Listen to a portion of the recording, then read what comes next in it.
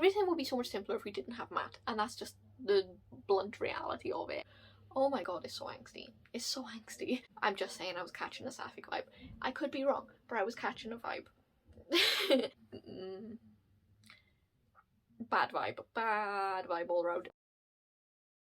If you saw my last video that I uploaded, I recently started The Wheel of Time by Robert Jordan, which is a big undertaking and one that I'm very, very excited about. And I posted a review for the first book a couple of weeks ago now, and I'm a little bit overwhelmed by how welcoming and nice everyone has been, and how much everyone seemed to enjoy hearing my thoughts as I start this series. And if you are someone who watched that video and someone who enjoyed that video, thank you. I'm glad you did enjoy it, and hopefully you enjoy this one too, because I have now finished book 2, The Great Hunt, and I have thoughts, so I thought I would share them in another video, because some people asked to see my thoughts book by book. Again, like I said in the last video, I'm not sure if I'll do one for every single individual book, but I'm definitely going to be checking in as I go. But I had fun with this book and I wanted to give it its own video review as well, so that's what we're going to do now. So, The Great Hunt, book 2, in the Wheel of Time. I enjoyed this a lot. I gave this a 4 to a 4.5 star, purely because so I think for the most part this book was sitting at a 4 for me, but kind of honestly a low 4, which I'll get into.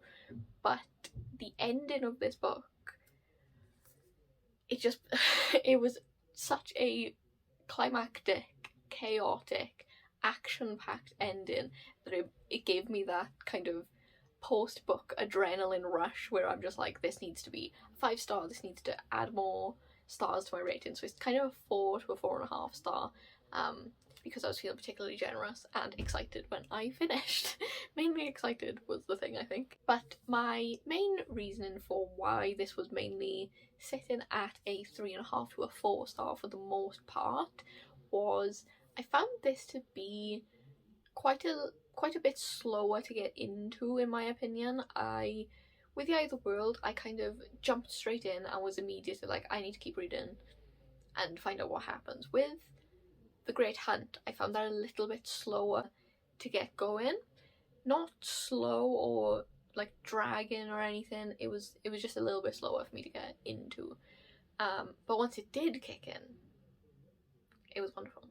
So I figured, similarly to last time, I'll talk about characters and plot kind of separately, some little predictions, and overall thoughts. And I wanted to start with the characters, because I'm very much a character person. I love characters and I get very invested.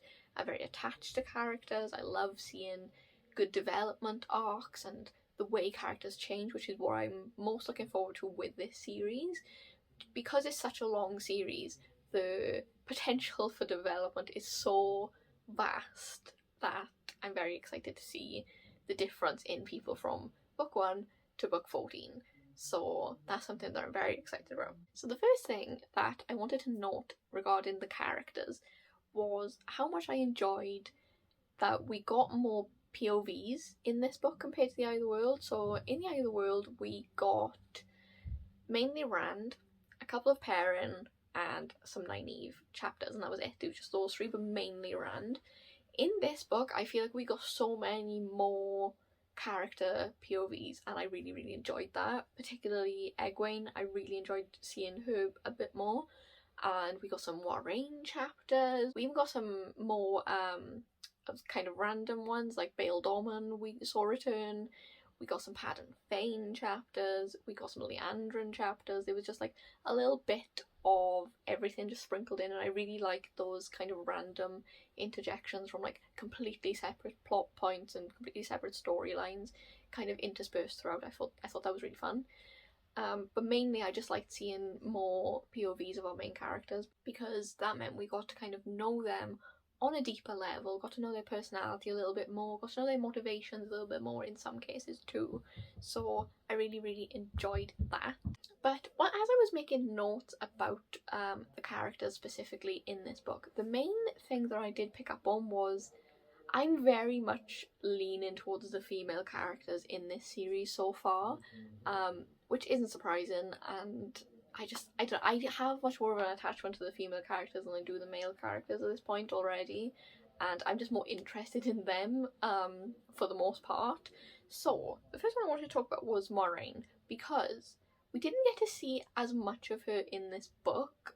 She wasn't present for a lot of the book, but the fact that we did get a couple of her POV chapters was really interesting, and we got to see a little bit more about her kind of behind the scenes, which I thought was really fun because she's such a mysterious character. The Aes Sedai in general are quite mysterious, and we know nothing about her kind of background and her history, so it was quite interesting to see her a little bit more and get to know her a little bit more in that sense, particularly when the Merlin seat, Suan, we got to see their relationship a little bit, which I really liked, and I'm very, very interested in that relationship.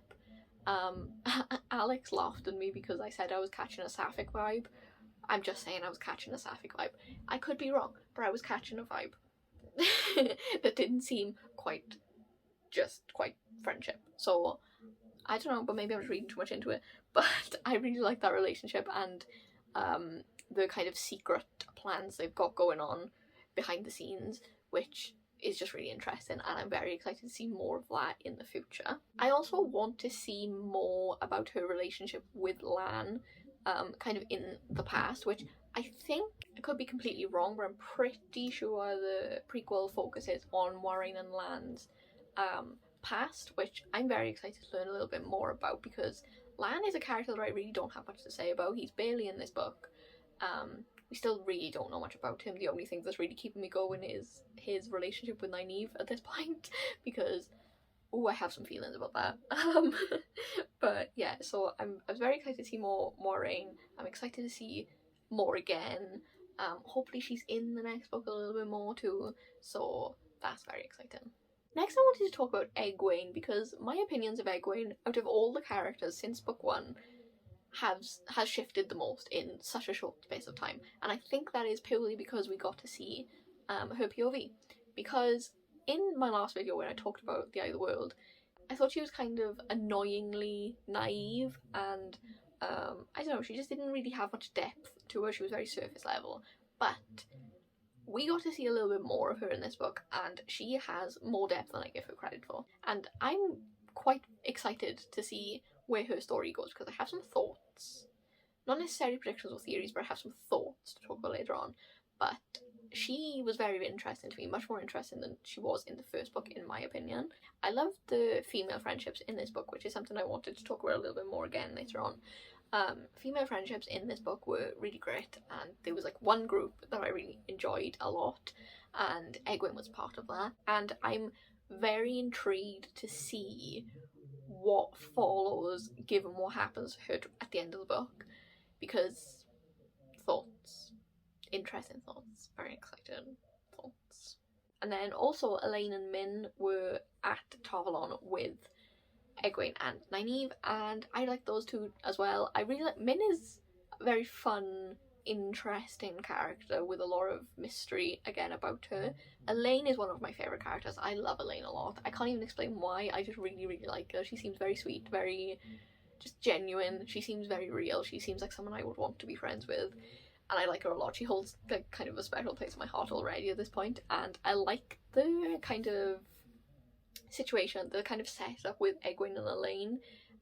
There's some interesting things that I feel like could happen there in terms of one on one side, one on the other side, potentially like a shift in that friendship becoming not necessarily a friendship. That could be completely wrong, but I would like to see it anyway.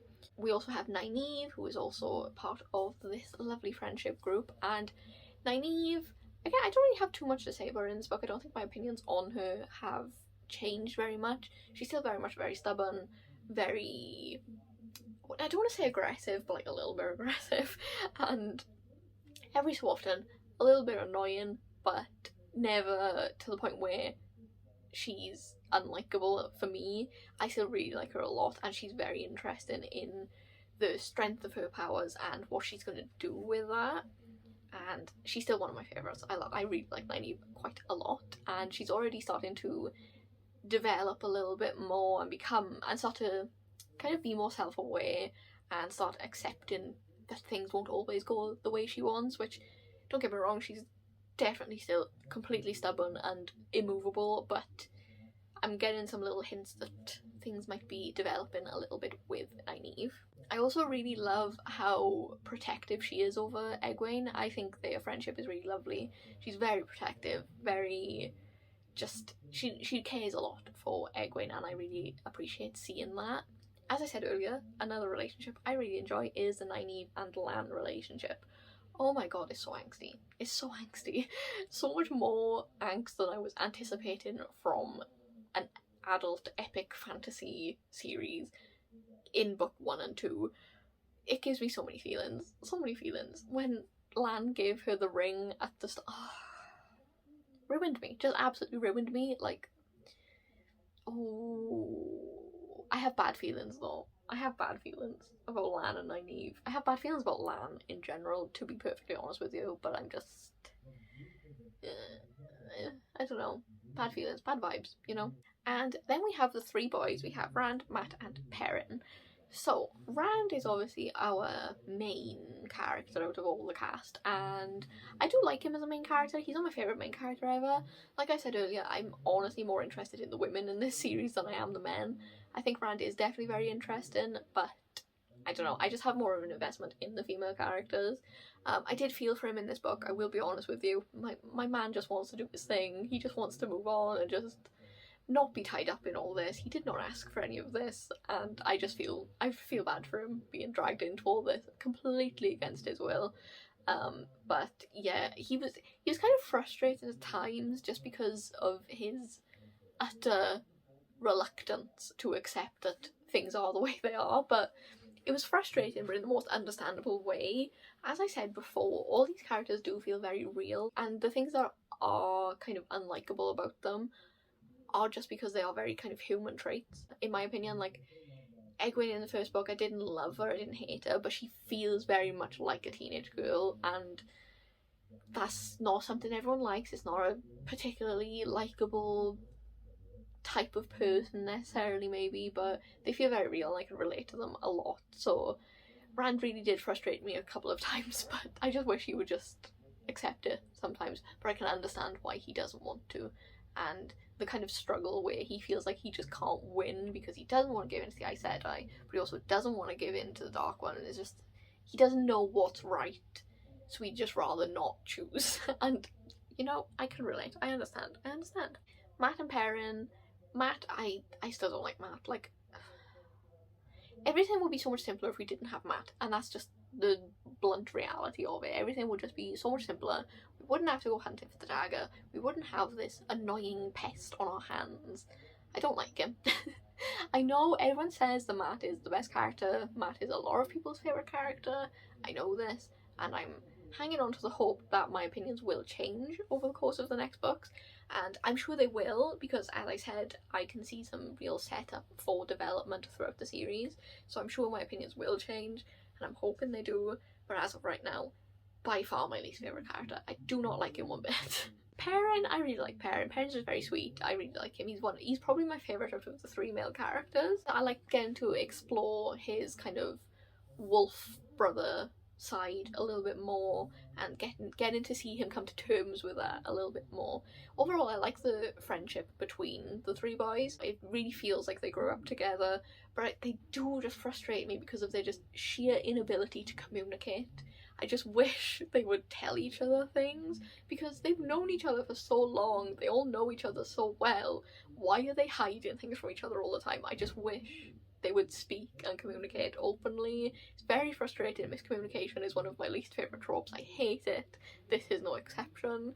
But I do like their friendship, and they have some, when they do have their moments where it kind of feels like the old days again, when they start joking about it a little bit more, it's very heartwarming. Despite the fact that I don't like Mat, I don't wish anything bad on him, I just don't like him, and those moments are very sweet. And it is sad to see them so separated, with Mat just hating Rand and whatever.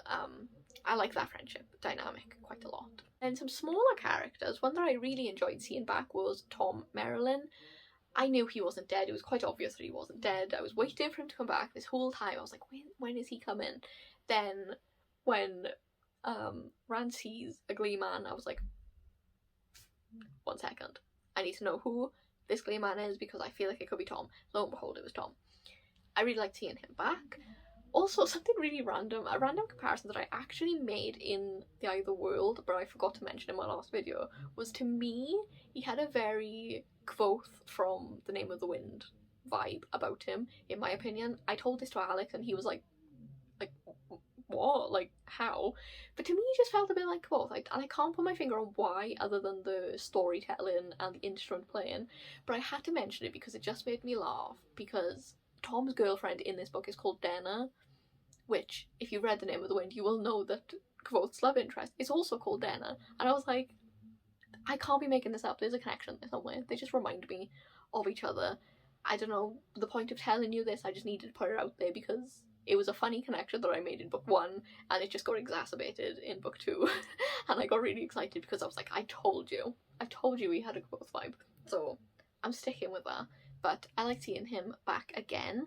I'm a little concerned for him because of what happens to Denna and where he's gonna go now. I'm a little bit nervous about that, but definitely excited to see more of him. And then in terms of bad guys, Padan Fain, I really like Padan Fain as a villain because he's genuinely quite scary, in my opinion. He's completely inhuman and unhinged at this point. You don't know what he can do. When he kills the Fade with Matt's dagger, and you're just like, he did what now? He did what? Okay. Kind of scary. Absolutely terrifying. I'm scared about him quite a bit. Every time he shows up, I'm like, scared. Leandrin was the other one. Leandrin.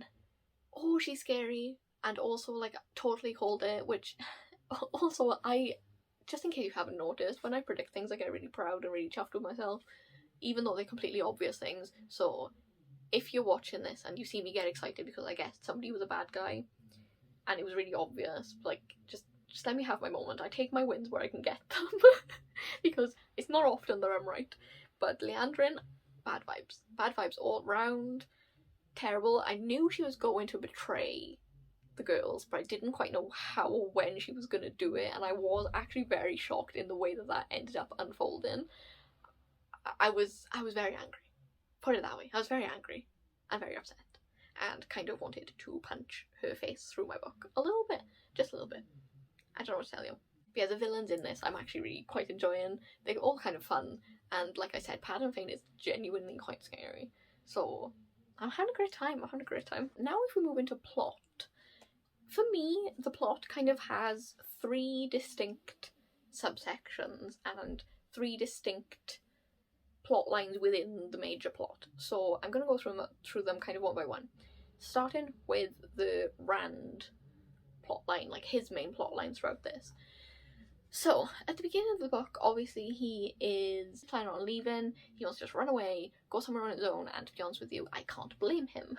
So he's planning on leaving. He ends up being stuck, and when the emergency shows up, and the horn of Valia gets stolen, and he gets kind of roped into leading the charge almost on the hunt for the horn.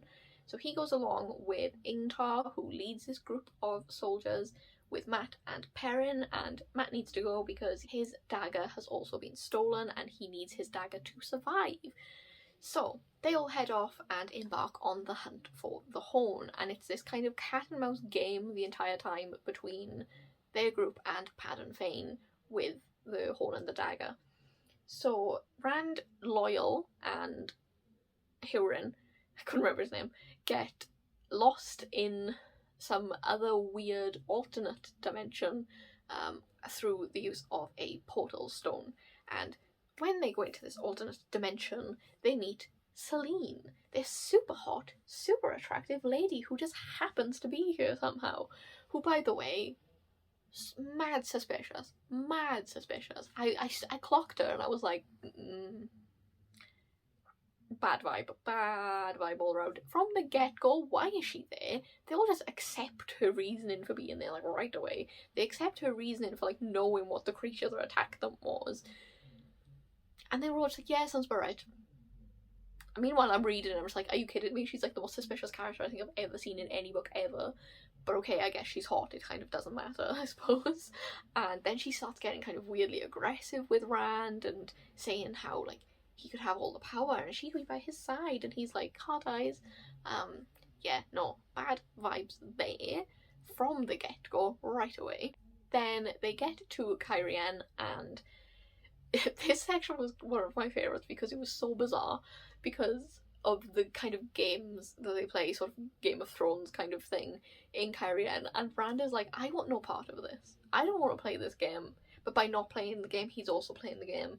And Huron's like, you can't do this, because now if you don't do anything, this person will think that you've snubbed them and you're actually teaming up with this person, and then they're going to try and kill you. But if you do something, then they probably also try and kill you because you're not going to do the right thing. And it's just, again, Rand, my poor sweet boy, I do feel for you. I feel very sorry for you in all of this situation. It was just very funny. I really liked that a lot. And then they meet up with Tom in Cairhien. That's where we first see him. Tom's girlfriend ends up getting murdered because of his involvement with Rand, or supposed involvement with Rand. Then Rand learns that he needs to meet Pad and Fane at Tom and Head and have a little scuffle. So that's that plot line. So he's on his way to Tom and Head to meet with Pad and Fane. The second sort of big plot line that we follow throughout this is the Tar Valon plot line. So that's Egwene and Nynaeve in Tar Valon training to become Aes Sedai. This is where we kind of get that really lovely female friendship that I enjoyed a lot between Nynaeve, Egwene, Elaine, and Min. And I just love them so much. I'm always a fan of a group of girls that are friends and they're not competing with each other, or, although, I mean, I guess in some ways they are, whatever, but, like, they're just very, like, good for each other, and it's a very nice situation. I really liked it a lot, and I liked spending time with them all together, and I also really enjoyed getting to see more of the Aes Sedai training. Now, I really liked Nynaeve's trials section, but oh my god, did it destroy me in my soul. Because the trials kind of follow three parts, one in the past, one in the present, one in the future. And the future one, I saw coming. I knew there was going to be one that related to Lan. I knew there would be. I knew the angst was coming. But oh my god.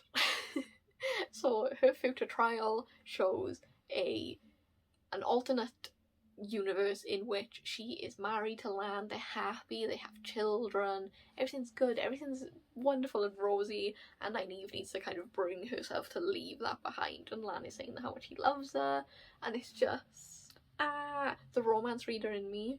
If you don't watch my channel, you don't know, I read a lot of romance, or at least I used to. I read more fantasy now than romance, but I'm very much a romance reader.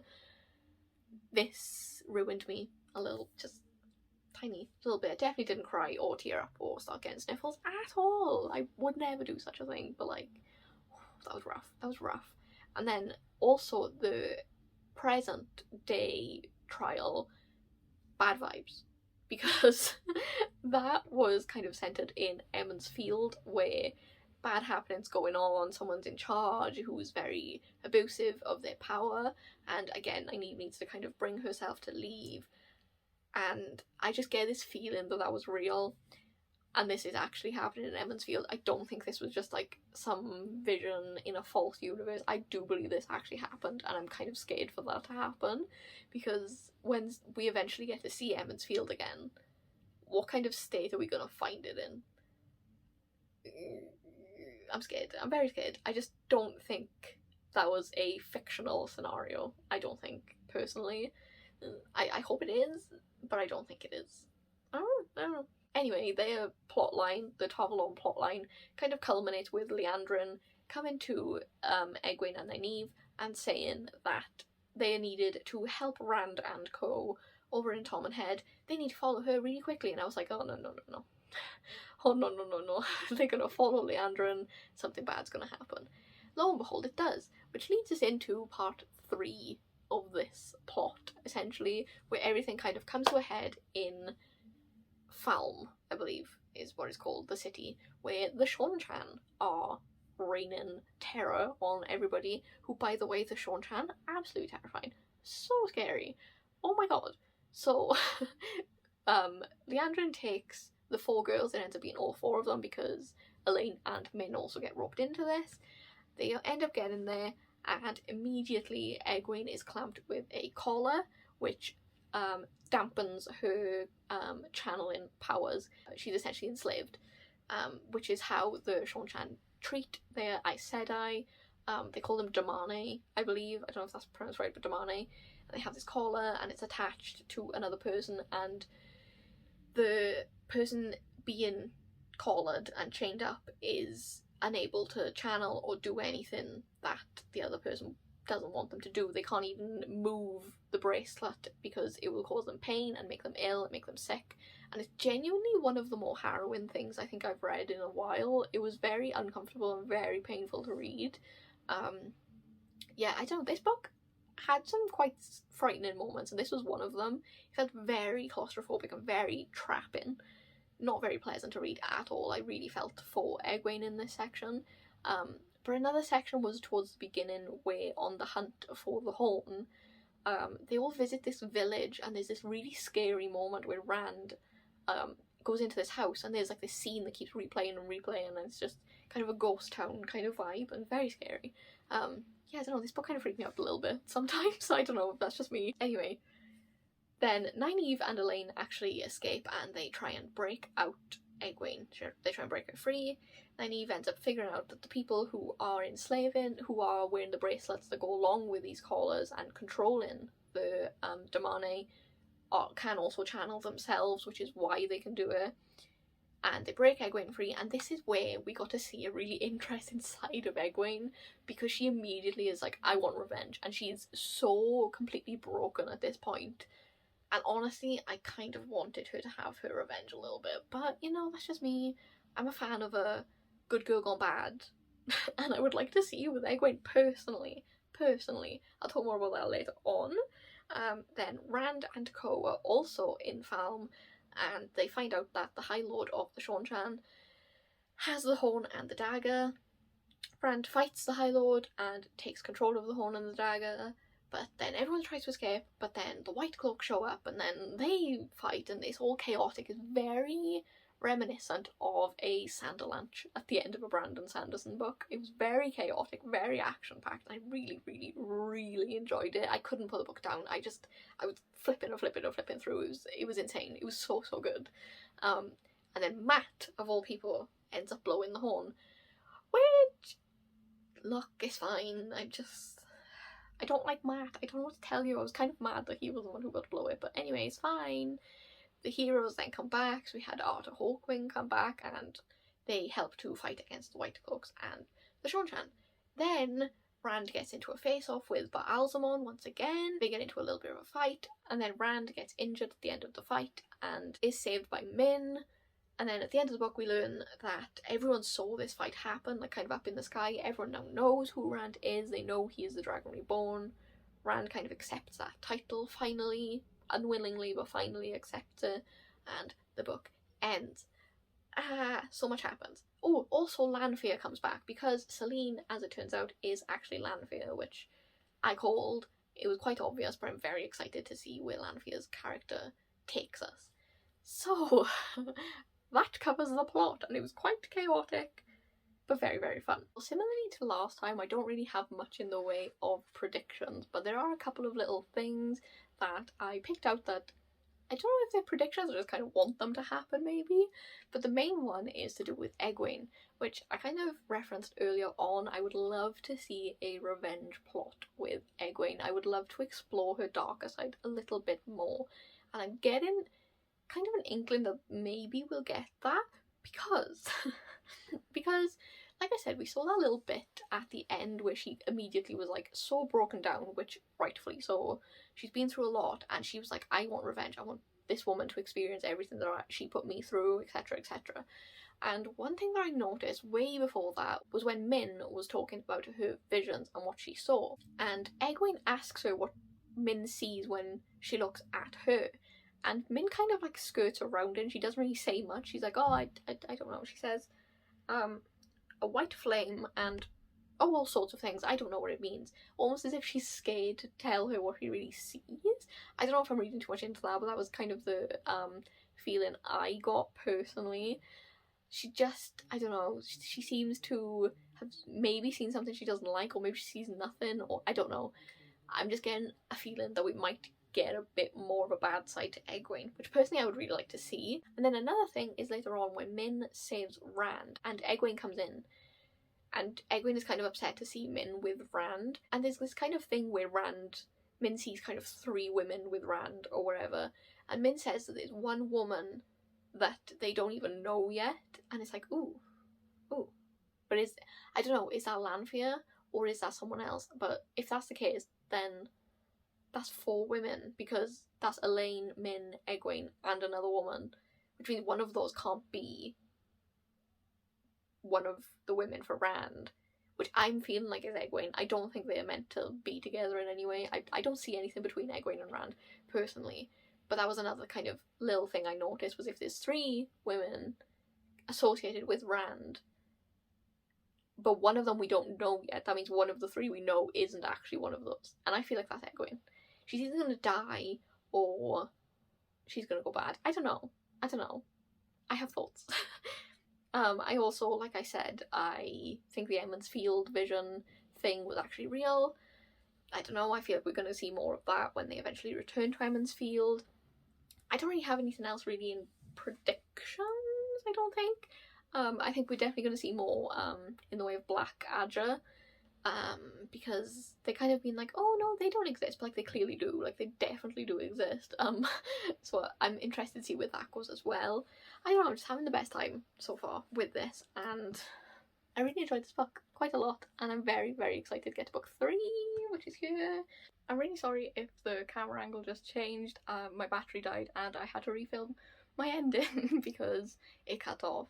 But I hope you enjoyed this. I had a lot of fun making another review for this. And I just wanted to say that if you are interested in following my journey through the Wheel of Time as I'm going through it, rather than waiting for me to get to making a complete video, then do check out my Twitter and my Goodreads. They're all linked down in the description, because that's where I post kind of my live thoughts and feelings there, including Goodreads reviews for the books individually, just as a written review, which might be a little bit more coherent for the most part.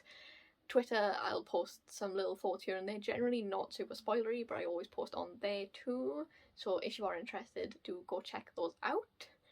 And I hope you really enjoyed this. I'm having the best time going through this series so far. I know I'm only 2 books in, but I'm having a great time. And also I'm just feeling very welcomed by the whole community as a whole right now. Everyone's very friendly, very welcoming, and I'm having the best time and I can't wait to continue. So thank you for joining me once again. I hope you enjoyed this, and I hope to see you next time. Bye!